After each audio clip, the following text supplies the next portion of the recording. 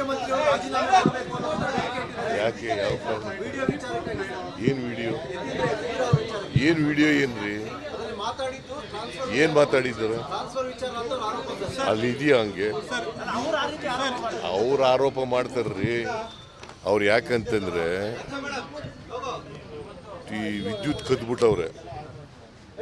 ನಾನು ಹೇಳಕ್ ಹೋಗಿರ್ಲಿಲ್ಲ ಅದನ್ನ. ಒಬ್ಬ ಮಾಜಿ ಮುಖ್ಯಮಂತ್ರಿಯಾಗಿ ಅವ್ರ ಮನೆ ಮುಂದೆ ಇರ್ತಕ್ಕಂಥ ಕಂಬದಿಂದ ಅಕ್ರಮವಾಗಿ ವಿದ್ಯುತ್ತನ್ನು ತಗೊಂಡು ಅವ್ರ ಮನೆ ದೀಪ ಬೆಳಗಿಸಿದ್ದಾರೆ, ಮನೆ ಬೆಳಗಿಸಿದ್ದಾರೆ ಅಲ್ವಾ? Is not an offence?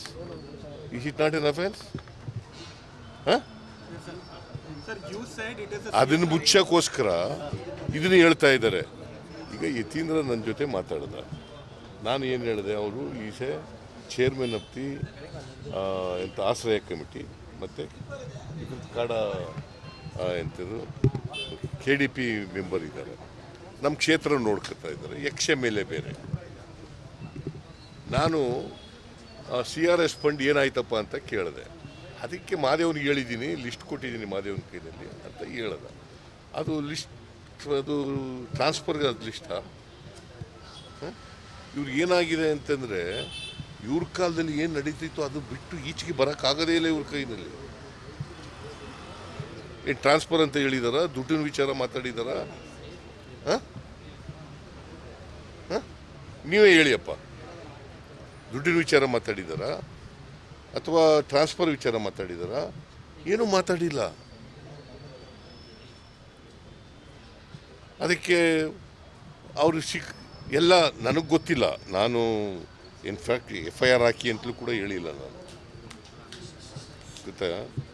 ಯಾಕಂತಂದರೆ ಯಾರೇ ತಪ್ಪು ಮಾಡಿದ್ರು ಕೂಡ FIR ಮಾಡಬೇಕಲ್ಲ. ಯಾರೇ ಅಫೆನ್ಸ್ ಆದರೂ ಕೂಡ ಆ ಅಫೆನ್ಸ್ ಮಾಡಿದವ್ರ ಮೇಲೆ ಕ್ರಮ ತಗೋಬೇಕಲ್ಲ. ಅದು ಮಾಡಿದ್ದಾರೆ. ಅದು ಮುಚ್ಚಕ್ಕೋಸ್ಕರ ಈ ಥರ ಡೈವರ್ಟ್ ಮಾಡಿ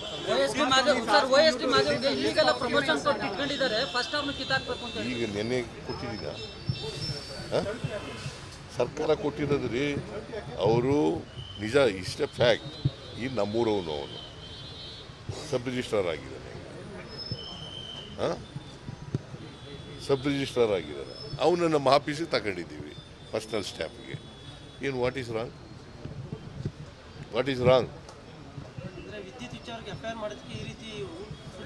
ಹೌದು, ಮತ್ತೆ ಸುಳ್ಳು ಇದೇನು? ಮತ್ತೆ ಸುಳ್ಳು. ಈಗ ಈ ವಿಡಿಯೋ ನೋಡಿ, ನಾನು ನೋಡಿದೆ. ಎಲ್ಲಾದರೂ ಕೂಡ ಟ್ರಾನ್ಸ್ಫರ್ ಅಂತ ಆಗಲಿ, ದುಡ್ಡಿನ ವಿಚಾರ ಆಗಲಿ ಮಾತಾಡಿದಾರ? ಅದಕ್ಕೆ ಟ್ರಾನ್ಸ್ಫರ್ಗೆ ಲಿಂಕ್ ಮಾಡಿದ್ರೆ ಸರ್ಕಾರದಲ್ಲಿ ಟ್ರಾನ್ಸ್ಫರ್ಗಳು ನಡೀತಕ್ಕಂಥದ್ದು ಸಹಜವಾದಂಥ ಪ್ರಕ್ರಿಯೆ. ನಾನು ಅದಕ್ಕೆ ಹೇಳಿದೆ, ನನ್ನ ರಾಜಕೀಯ ಜೀವನದಲ್ಲಿ 84ರಲ್ಲಿ ಮಿನಿಸ್ಟರ್ ಆದೆ ನಾನು. ಇವತ್ತಿನವರಿಗೆ ಯಾವತ್ತಾರು ಒಂದು ಟ್ರಾನ್ಸ್ಫರ್ ದುಡ್ಡು ತಗೊಂಡು ಮಾಡಿದ್ದೀನಿ ಅಂತಂದರೆ ರಾಜಕೀಯದಿಂದ ನಿವೃತ್ತಿ ಆಗುತ್ತೆ.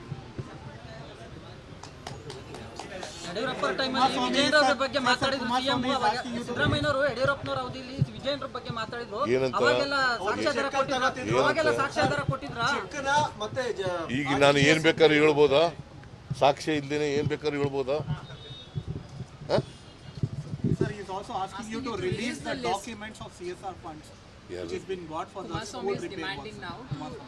ಅದಕ್ಕೆ ದಾಖಲಾತಿ ಇರ್ತದ?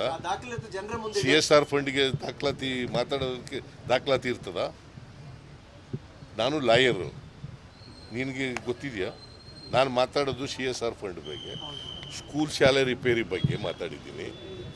ಮಾತಾಡೋದು CSR ಫಂಡ್ ಬಂದಿರೋದು ಸ್ಕೂಲ್ ರಿಪೇರಿಗೆ, ಅದನ್ನು ಮಾತಾಡಿದ್ದೀನಿ. ಅದರ ಲಿಸ್ಟ್ ಕೊಟ್ಟಿದ್ದೀನಿ ಅಂತ ಹೇಳಿದ್ದಾರೆ. ಅದು ಬಿಟ್ಟರೆ ಅದಕ್ಕೆ ದಾಖಲಾತಿ ಎಂದು ಎಲ್ಲಿಂದ ಕೊಡೋದು? ಏನು ದಾಖಲಾತಿ ಹೆಂಗಪ್ಪ ಕೊಡೋದು ಅದಕ್ಕೆ? ಹೇಳು, ನೀವೇ ಹೇಳಿ. ಸುಮ್ಮನೆ ಏನೋ ಸುಳ್ಳು.